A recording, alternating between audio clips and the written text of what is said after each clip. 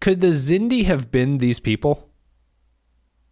Do you think that there's like a season's worth of stuff with these guys being the Xindi? I say that because I feel that we learned more about these guys in one episode, and we didn't really learn a lot about them. But I feel like we know 5 times what we know about the Xindi from just this one episode with these guys. And I know that this episode is like extremely on the nose about being a reference to 2003's Islamic terror aspect. Yeah, I was going to say they also fit the hacky 9/11 metaphor better than the Xindi do. They do. Could they have been toned down slightly and improved, I guess? I don't know if this is an interesting place to start, but I was watching this going, I feel like these guys should be the Xindi instead. Yeah. Like if they captured the Enterprise for a season or something like that, it's like I feel like this is kind of more along the lines of what I was expecting, which isn't really good criticism. But do you have any thoughts about these guys being like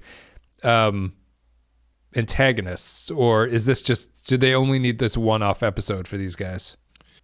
I think they could have been. I think if you kind of blended them into the Xindi, you that's probably where the sweet spot is, where it's not entirely just on the nose religious stuff. Yeah. But it's that stuff baked into whatever whatever Xindi stuff you want to, architecture you want to hang on to. I mean, I guess the thing you lose by doing that is your devastating ending, where the people who butter the top of their toast and the people who butter the bottom of their toast have destroyed their entire civilization over it. Which is deliberate callback reference homage to Let That Be Your Last Battlefield, the TOS episode where the guy has half of his face is black, half is white, and the other guy has the other side that's black, the other side is white. Oh, sure. Yeah, they pay for our podcast now. Yeah, that's right. They're two captains, Beale and Lokai. In that episode ends with both of them going back to their planet to find it destroyed because of the hatred that they've been brewing. And also, the thing there, which I think is actually more clever, is because I didn't really realize it until someone points it out, but a lot of people don't like about Let That Be Your Last Battlefield is that these two black and white face people show up and they're like, we hate each other. We have a feud that goes back generations. And then towards the end of the episode, someone asks, like, why do you hate each other?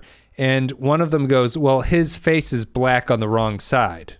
And it's like, it's one of those things that the way I watch TV, I didn't even notice that they have opposite colorings, really. Oh, sure. I'm just like, they're black and white guy, whatever. But then when they say it, that's the whole thing, is that it's so stupid that they're fighting over such a strange thing. Here it's the 10 days versus 9 days or something it took to build the spheres or something. There's some minor difference which causes people to be heretics, but that's the other reference to the TOS episode. Sure. Yeah, I think they could have been, especially because they seem like an interesting thread to pull regarding the sphere stuff that they haven't really done anything with. I like the tie into the spheres. I think that's maybe my favorite part of this. Not to interrupt, the spheres in my absolute favorite moment, it's just kind of distracting here, but I'll say it. I felt weirdly emotional when he deleted the sphere data.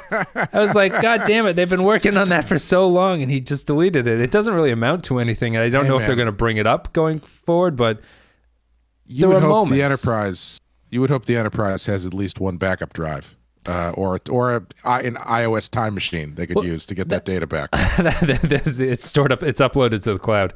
But that's the.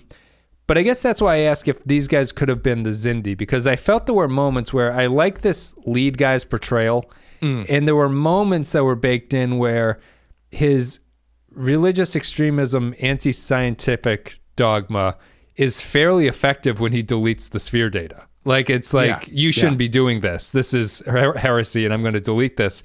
And if the show had been leaning more into they had been doing a good job of explaining how they've been collecting all that data and what they've been working on to find the Xindi, I do feel that was a fairly catastrophic moment for Archer to lose all of that against someone who you can't rationalize with. He's just going to tell you what he's going to do because that's the thing that he believes.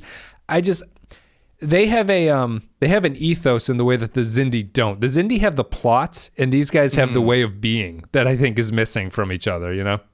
Yeah, because we've one of the criticisms we have of the Xindi is like their motivations are pretty thin.